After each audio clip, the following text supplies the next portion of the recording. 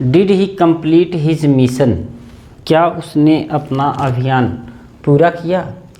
इसको बनाना है पैसिव वॉइस, और पैसिव वॉइस बनाने के लिए ऑप्शन दिया है यहाँ पर A did his mission completed by him, B was his mission completed by him, C his mission was completed by him, D were his mission completed by him. अब इसका जो आंसर है वो 2 सेकंड लगेगा। आंसर जानने के लिए 2 second लगेगा। 2 सेकंड में इस पैसिव वॉइस को आप सॉल्व कर सकते हैं। कैसे सॉल्व कर सकते हैं? प्रणाम, नमस्कार, आशीर्वाद। आज हम लोग पैसिव वॉइस का जो इंट्रोगेटिव सेंटेंस होता है वो चाहे हेल्पिंग वर्ब यानी कि यस या नो टाइप्स इंट्रोगेटिव सेंटेंस है, चाहे W yes types interrogative sentence है, उसका पैसिव वॉइस कैसे बनता है इसको हम लोग बेसिक से एक्सपर्ट लेवल तक सीखेंगे।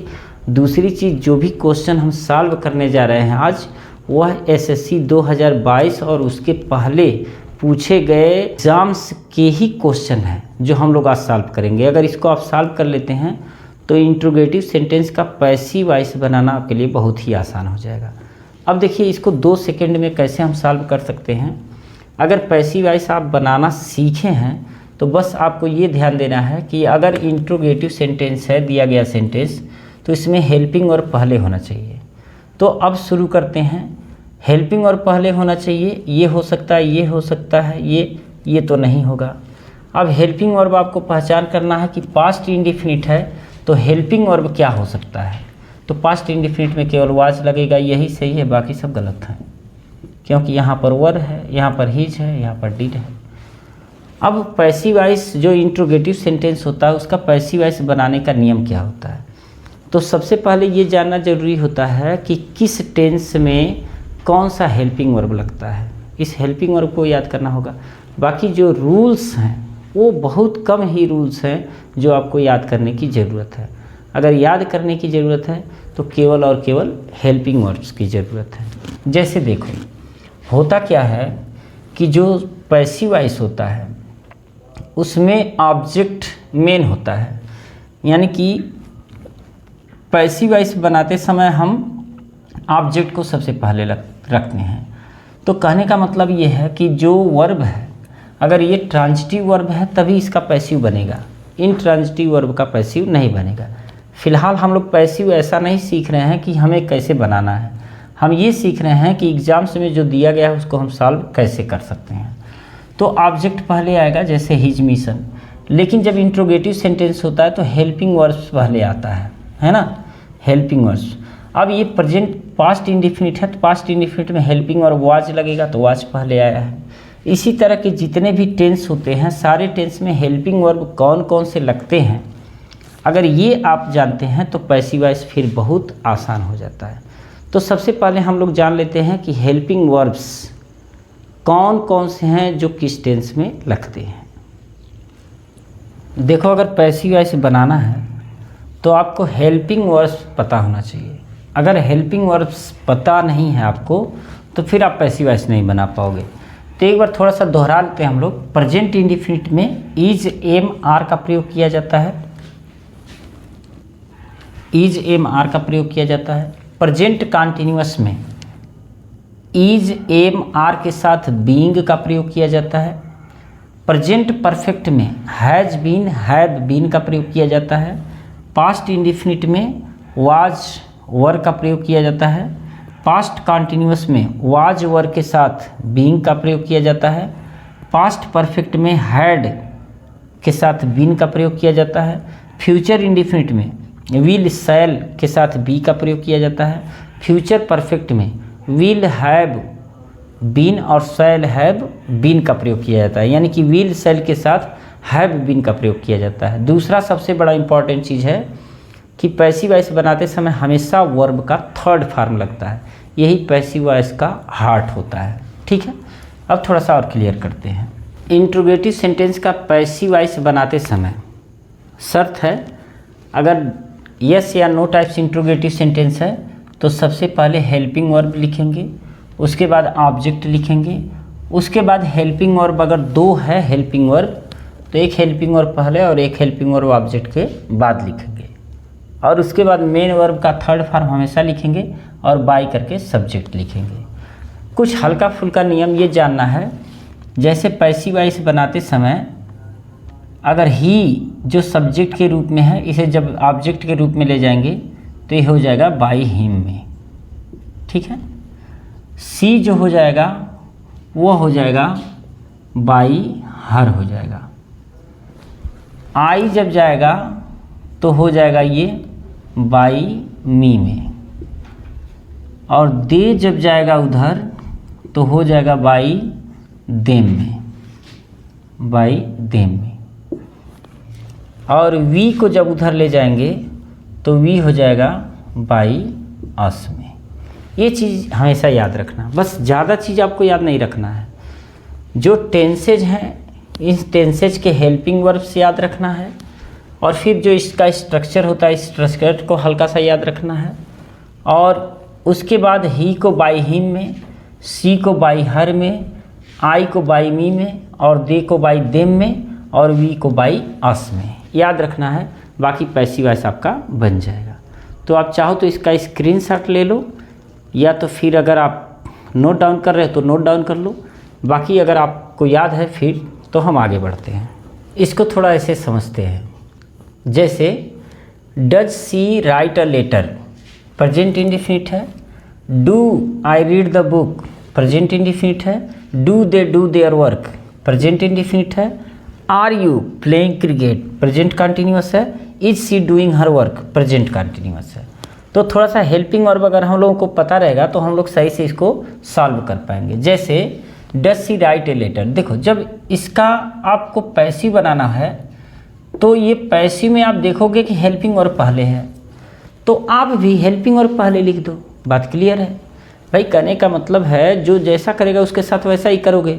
गांधी जी ने कहा था कि ये गाल पे कोई थप्पड़ मार रहा है तो अब दूसरा गाल भी थमा दो, लेकिन अब उस समय तो है नहीं ना। जो जैसा कर रहा है उसके साथ वैसा करो। कोई एक गाल पे थप्पड़ मार रहा है तो तुम दोनों तीनों गाल, अगर 3 ठो हो तो उस पर भी मार दो, लेकिन नहीं, यहाँ ये ध्यान देना है कि जो जैसे कर रहा है, यहाँ हेल्पिंग वर्ब पहले है तो हम भी हेल्पिंग वर्ब पहले लिख देंगे।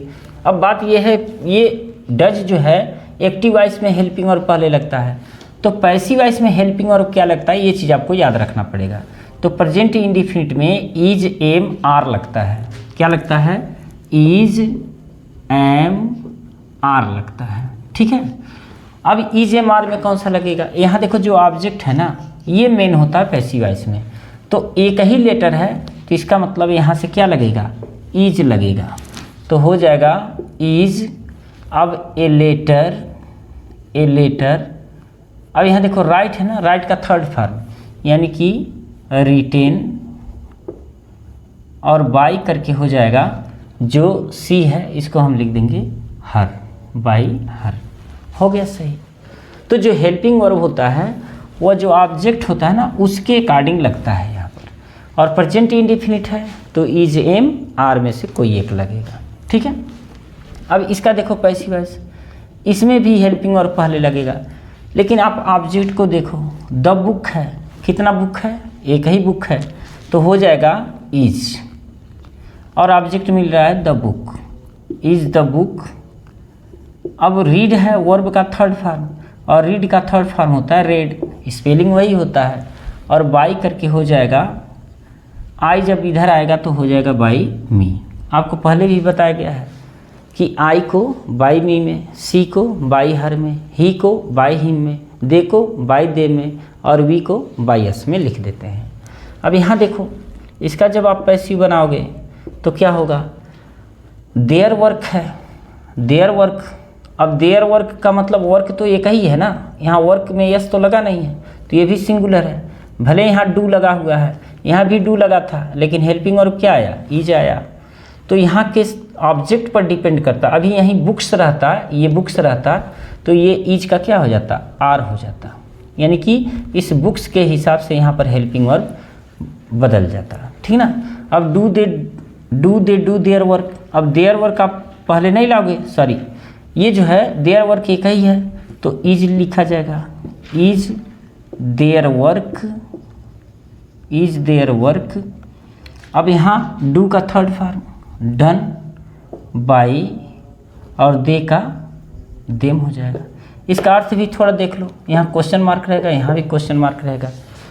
ये है do they do their work, क्या वे अपना कार्य करते हैं, और इसका अर्थ हो जाएगा कि क्या उनका काम उनके द्वारा किया जाता है। ठीक है, अब ये देखो, इसका जब पैसिव आप बनाओगे तो इसमें ऑब्जेक्ट क्या है, क्रिकेट है, और क्रिकेट कितना है, एक ही है, तो इज है, इज। अब क्रिकेट यहाँ लिख दोगे आप, इज क्रिकेट, लेकिन इज देखो प्रेजेंट कंटिन्यूअस में क्या होता है, इज बीइंग, एम बीइंग और आर बीइंग का प्रयोग किया जाता है, यानी कि इन तीनों में से एक कोई भी किया जाएगा। तो क्रिकेट कितना है, एक ही है, तो इज तो आपने कर दिया। अब क्रिकेट के बाद बीइंग यहाँ पर करना होगा, इज क्रिकेट बीइंग, और प्ले का हो जाएगा प्लेड, और यहाँ लिख देंगे बाई यू का यू ही रहता है, बाई यू क्वेश्चन मार्क। ठीक है, अब देखो is she doing her work. अब हर वर्क आप पहले ले जाओगे तो हो जाएगा her work, sorry helping work पहले ले जाओगे हर वर्क के अकॉर्डिंग, तो वर्क कितना है, इसमें यस तो लगा नहीं है, तो सिंगुलर ही है, तो इसका मतलब हो जाएगा is her work, is her work, और यहाँ हो जाएगा बीइंग, और डू का डन हो जाएगा। यहाँ ध्यान देना है, ये डूइंग है ना, तो इसका मतलब आईएनजी फॉर्म है, और हमको लिखना है थर्ड फॉर्म में डन, और बाई हो जाएगा सी का हो जाएगा हर। तो इस तरह से सारे टेंसेज जो होंगे उसमें हेल्पिंग और क्या लगेगा, थोड़ा सा और हम लोग देख लेते हैं, तो फिर उसके बाद जो क्वेश्चन पूछे गए हैं एग्ज़ाम्स में, कई एग्ज़ाम्स में पूछे गए हैं, मतलब 2022 से पहले एसएससी सीजीएल में जो पूछे गए हैं उन सारे क्वेश्चन को हम लोग सॉल्व करेंगे। Has she completed her work. अब देखो हैज़ पहले लगा है, तो इसका जब पैसिव बनाएंगे तो ये हो जाएगा, देखो हर वर्क क्या है, सिंगुलर है ना, और प्रेजेंट परफेक्ट में हैज़ या हैव के साथ बीन का प्रयोग किया जाता है, हैज़ या हैव के साथ बीन का प्रयोग किया जाता है। ठीक है, तो हर वर्क कितना है, सिंगुलर है, तो हैज़, और ये हो जाएगा her work, has her work, और यहाँ लिख देंगे been, has her work been, और कंप्लीट का हो जाएगा कंप्लीटेड, और बाई करके कर देंगे, यहाँ सी है ना, तो हो जाएगा बाई हर। ठीक है, यहाँ देखो has Raju studied some books, तो यह इसका जब हम पैसिव बनाएंगे इंट्रोगेटिव, तो सम बुक्स है ना, ये प्लूरल है, तो इसका मतलब हो जाएगा हैव, यहाँ पर यही चीज़ ध्यान देना है ना, तो हैव सम बुक्स, और फिर लिखेंगे बीन। अब स्टडी का थर्ड फॉर्म हो जाएगा स्टडीड, और बाई करके हो जाएगा, ये राजू का तो राजू ही रहेगा, बाई राजू। ठीक है, यहाँ क्वेश्चन मार्क रहेगा। Clear. Did he sing a song. अब देखो इसका पैसिव वॉइस बनाते समय ये कौन सा टेंस है, पास्ट इंडेफिनिट है, और पास्ट इंडेफिनिट में जो हेल्पिंग वर्ब लगता है वो वाज या वर लगता है ना, वाज या वर का प्रयोग किया जाता है, वर्ब का थर्ड फॉर्म हमेशा रहेगा, याद रखना। तो अब देखो सॉन्ग कितना है, एक ही है, तो हो जाएगा वाज अ सॉन्ग, और फिर यहाँ सिंग का थर्ड फॉर्म किया जाएगा, वाज ए सॉन्ग, सिंग का थर्ड फॉर्म होता है संग, और बाई करके हो जाएगा बाई हिम हो जाएगा। ठीक है, यहाँ देखो व्हाई है ना, तो जैसे हेल्पिंग और पहले लगता था, इसमें इंट्रोगेटिव वर्ड है तो इंट्रोगेटिव वर्ड लगेगा इसमें, तो व्हाई, और व्हाई के साथ विल लगेगा, सेल लगेगा। देखो दिस का मतलब यह सिंगुलर है तो विल लगेगा, व्हाई विल दिस। अब डू का हो जाएगा डन, और बाई करके हो जाएगा यू का है तो बाई यू ही रहेगा, बाई यू। ठीक है। नेक्स्ट है can see do my work. तो देखो ये माई वर्क ऑब्जेक्ट है, तो सबसे पहले रहेगा कैन, है ना, तो कैन माई वर्क। और कैन जो जितने भी मॉडल वर्ब होते हैं, मॉडल वर्ब के साथ बी जुड़ा रहता है, हमेशा याद रखना है ना।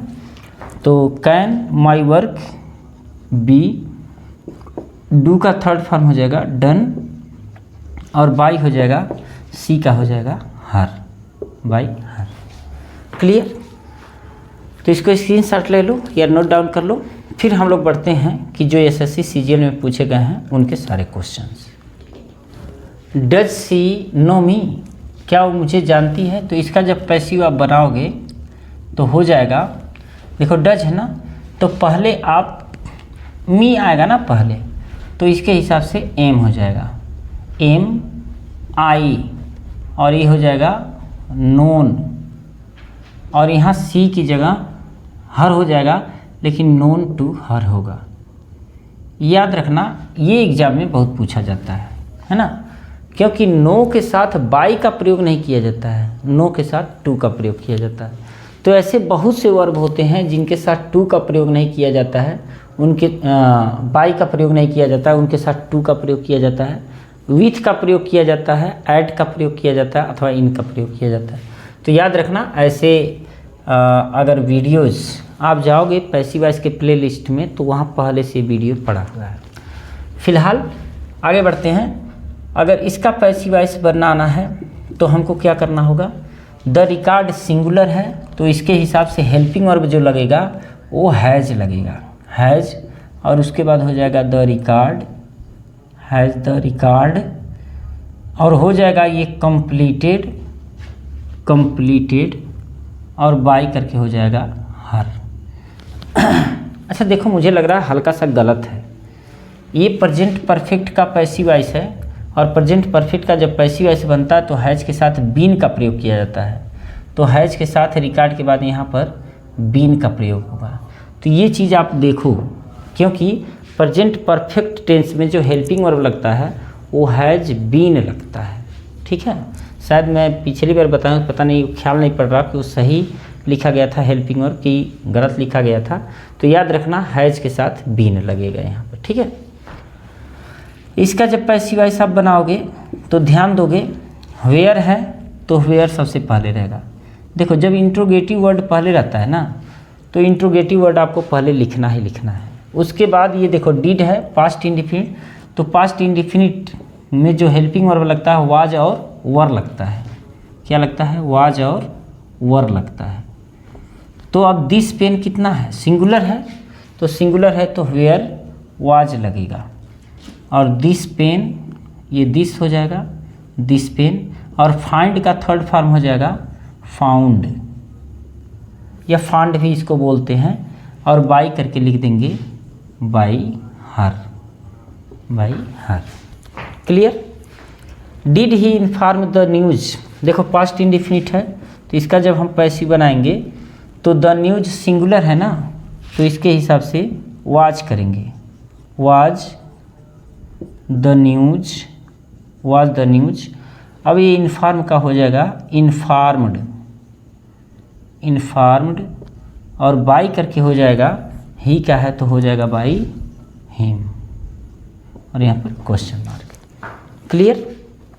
यहाँ पर देखो इसका जब हम पैसिव बनाएंगे तो द एग्ज़ाम सिंगुलर है, तो द एग्ज़ाम हम पहले लाएंगे, लेकिन हैड लगा है, और हैड पास्ट परफेक्ट है, और पास्ट परफेक्ट में पैसिव वॉइस जब बनाते हैं तो हेल्पिंग और हैड बीन लगता है, तो हो जाएगा हैड, और उसके बाद हो जाएगा the exam, had the exam, और हो जाएगा बीन, और क्लियर का थर्ड फॉर्म हो जाएगा क्लियर्ड, और बाई करके हम लगा देंगे यहाँ पर दे का हो जाएगा बाई देम, बाई देम।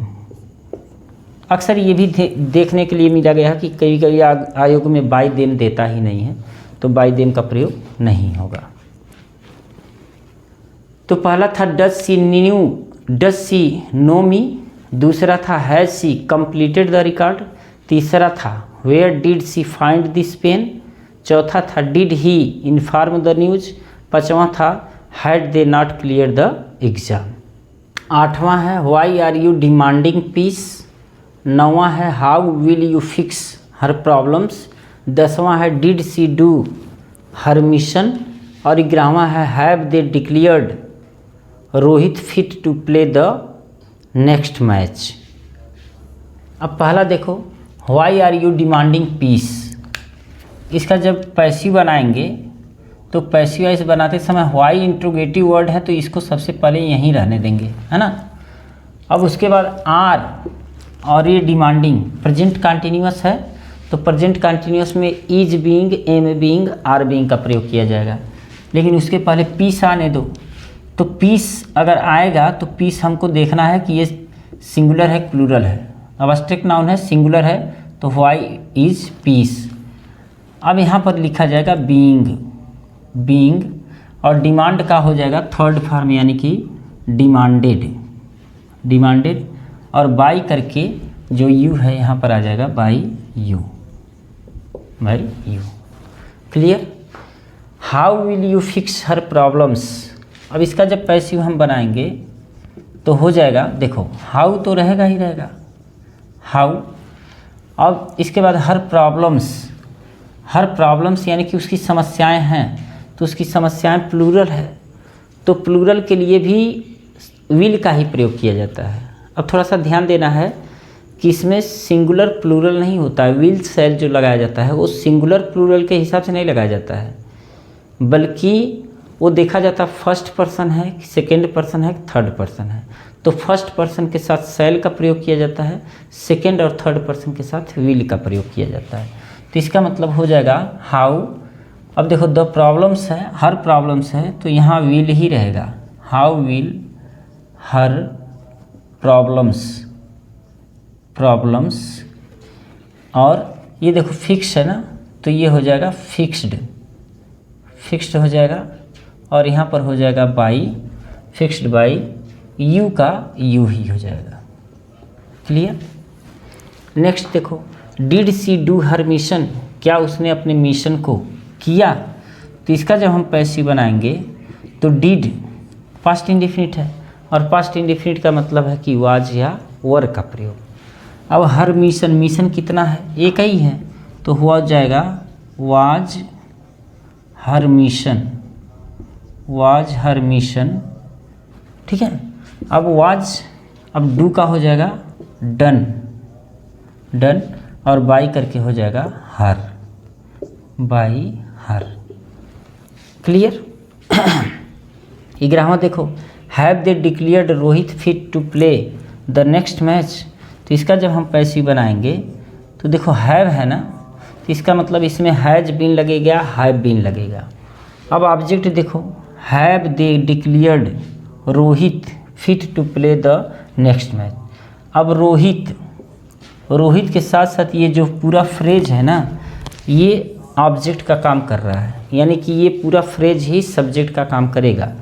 तो रोहित जो बनेगा वो सब्जेक्ट के अकॉर्डिंग ये सिंगुलर नाउन बनेगा, सिंगुलर सब्जेक्ट बनेगा तो उसके अकॉर्डिंग हैज हो जाएगा, हैज रोहित।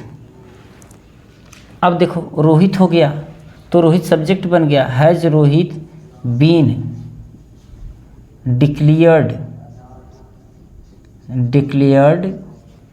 अब यहाँ लिखेंगे डिक्लेयर्ड फिट टू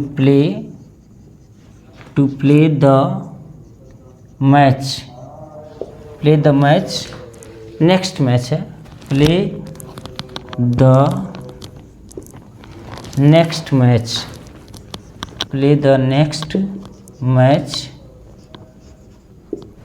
मैच। अब यहाँ लिख देंगे बाई करके देम और क्वेश्चन मार्क लग जाएगा। तो 8वां का आंसर है why is peace being demanded by you. 9वां का आंसर है how will her problems fixed by you. 10वां है was her mission done by her. 11वां है has Rohit been declared fit to play the next match by them. Have you uploaded the assignment, क्या तुमने assignment upload कर दिया है। How many candidates had he interviewed before lunch, lunch से पहले उसने कितने कैंडिडेट्स का इंटरव्यू ले लिया था। डू यू ट्रस्ट मी, क्या तुम मुझ पर विश्वास करते हो। Who is creating this model, यह मॉडल कौन क्रिएट कर रहा है। अब देखो इसका जब पैसिव वॉइस आप बनाओगे, इसका जब पैसिव बनाओगे तो द असाइनमेंट ऑब्जेक्ट मिल रहा है और वो सिंगुलर है, तो हैव की जगह क्या लग जाएगा, हैज़ लग जाएगा, हैज़। और the assignment, has the assignment. अब देखो हैज़ जब प्रेजेंट परफेक्ट का पैसिव बनता है ना तो बीन का प्रयोग किया जाता है। Has the assignment been. अब अपलोड का थर्ड फॉर्म होगा अपलोडेड, अपलोडेड और बाई हो जाएगा, बाई यू हो जाएगा। क्लियर। अब ये देखो थोड़ा सा, इसका जब पैसिव आप बनाओगे तो how many candidates had he interviewed before lunch, तो हाउ मेनी कैंडिडेट्स ये ऑब्जेक्ट है तो ये ऑब्जेक्ट ही रहेगा, ये हो जाएगा how many candidates, candidates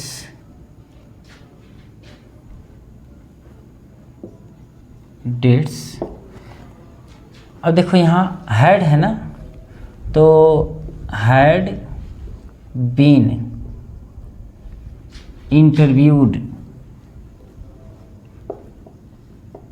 interviewed by him before lunch. अब यहाँ देखो थोड़ा सा चर्चा करने वाली बात है, यहाँ ऑब्जेक्ट जो है ना हाउ मेनी कैंडिडेट्स, यही ऑब्जेक्ट है। वह कितने कैंडिडेट्स का इंटरव्यू लिया, तो कितने कैंडिडेट्स जो ऑब्जेक्ट है यहीं पर आ गया है। दरअसल हाउ मेनी जो है ये इंट्रोगेटिव एडजेक्टिव है, इसलिए इसके साथ प्रोनाउन जो ऑब्जेक्ट है लगा हुआ है, तो ऑब्जेक्ट यही हो जाएगा how many candidates had been interviewed, कितने लोग इंटरव्यू लिए गए, और बाय हिम मतलब उसके द्वारा। नेक्स्ट है डू यू ट्रस्ट मी, तो इसका जब हम पैसिव बनाएंगे तो जब पैसिव बनाएंगे तो ये हो जाएगा, देखो मी पहले आएगा ना और प्रेजेंट इंडेफिनिट है तो हो जाएगा एम आई ट्रस्टेड, ट्रस्टेड, तो एम आई ट्रस्टेड बाई, अब यू का हो जाएगा you. Clear. Who is creating this model, देखो इसका जब पैसिव बनाएंगे तो हु पहले रहता है तो इसको सबसे पहले हम करेंगे बाई होम, बाई होम। अब देखो ये चूँकि इंट्रोगेटिव वर्ड हो गया तो इंट्रोगेटिव वर्ड के बाद तो हेल्पिंग वर्ब चाहिए ना। अब दिस मॉडल सिंगुलर है तो बाई होम इज, और हो जाएगा this model, this model, this model, और यहाँ हो जाएगा बीइंग, बीइंग, अब क्रिएटेड, बीइंग क्रिएटेड हो गया। By whom is this model being created, तो बाय होम वाला याद रखना। इसको ऐसे भी कह सकते हो who is this model created by भी हो सकता है ना, तो इसको ऐसे भी कर सकते हैं। 17 है can you carry my bag up stairs. 18 है what did he do to help the migrant labourers during the pandemic. और 19 है has she placed an order for sweets. और 20 है did the court send you summons. पहला देखो इसका जब passive बनाएंगे तो पैसिव बनाते समय इस चीज़ ध्यान देना है कि ये हेल्पिंग वर्ब की सहायता से है तो कैन हमको लिखना पड़ेगा यहाँ पर। जो मॉडल वर्ब है ना, तो मॉडल वर्ब का जो इंट्रोगेटिव सेंटेंस है उसमें हम हेल्पिंग वर्ब पहले लगा देंगे, ठीक है। अब देखो यहाँ can you carry my bag, my bag, my bag ये ऑब्जेक्ट है। अप स्टेयर्स जो है एडवर्ब है, सीढ़ी पर। तो can my bag, can my bag. अब यहाँ can, could, may, might, would, should, need, dare, must, will, shall रहेगा तो यहाँ बी का प्रयोग होगा, ठीक ना। तो can my bag be carry, carried, ये थर्ड फॉर्म हो जाएगा कैरीड। और कहाँ ले जाया जा सकता है? अप स्टेयर्स, अप स्टेयर्स, और बाई हो जाएगा यू, बाई यू। क्लियर? अगर क्लियर नहीं होता है तो कमेंट जरूर लिखो, आप बताओ कि वास्तव में आपको समझ में आ रहा है कि नहीं। What did he do to help the migrant labourers during the pandemic. अब देखो what did he do to help the migrant, do to help the migrant. Migrant जो लेबरर्स थे पेंडेमिक के दौरान, उनकी सहायता करने के लिए उसने क्या किया। तो उसने क्या किया यानी कि व्हाट तो आप पहले लिखोगे व्हाट। अब ये चीज़ ये जानो, जो व्हाट है ना ये प्रोनाउन है, और प्रोनाउन जो है यही ऑब्जेक्ट है। तो व्हाट के साथ जो है अब यहाँ वाज लगाना पड़ेगा। व्हाट वाज डन, अब डू का third form what was done by, और ही का हो जाएगा him, to help, to help the migrant, migrant labourers, labourers during the pandemic. ये बात दूसरी है कि मैं थोड़ा तेज़ी से लगा रहा हूँ, समझा रहा हूँ, लेकिन आपको थोड़ा सा समझना चाहिए।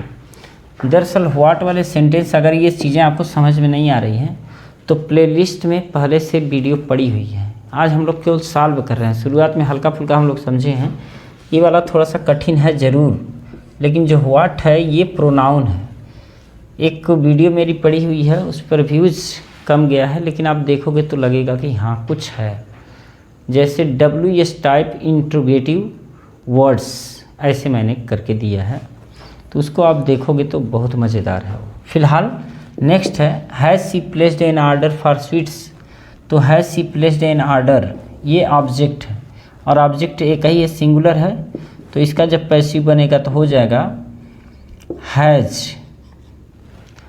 अब एन ऑर्डर है, एन ऑर्डर, एन ऑर्डर। अब हैज़ के साथ बीन लगेगा तो बीन लगेगा ही लगेगा। Has an order been placed, placed for sweets, for sweets, और बाई करके हो जाएगा, सी है तो बाई हो जाएगा her, by her. Clear? Next है did the court send you summons. तो इसका जब हम पैसिव बनाएंगे तो देखो डिड द कोर्ट ये सब्जेक्ट है और यू ऑब्जेक्ट है, तो ये भी ऑब्जेक्ट है और समवन भी ऑब्जेक्ट है, तो आप इसको लगा करके कर सकते हो। समवंस को सबसे पहले लिख दो, और समवन सिंगुलर होता है तो वाज समवंस, समवंस। इसको इसलिए पूछा जाता है ज़्यादातर क्योंकि यहाँ यस होने के नाते लगता है कि प्लूरल है, बट वो प्लूरल नहीं होता है। Was someone's